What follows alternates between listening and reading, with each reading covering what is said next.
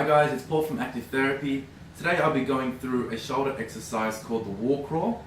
This is good for people who are post-op surgery for the shoulder or have acute shoulder injuries or problems. This is good for getting your range back as this is an active assisted. So we're using a bit of the shoulder, but we're using other parts of our body to help with that range. So for example, if we're lacking in this movement, okay, with a wall crawl, we use our fingers to crawl up the wall to as high as you can.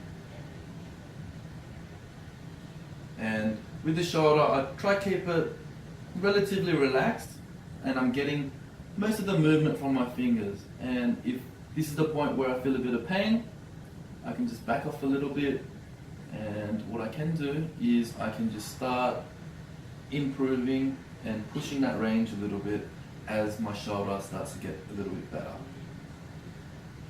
You can do these in reps, 10 reps, 3 sets, or if you do a few holds, you can do 5 holds for 10 seconds each.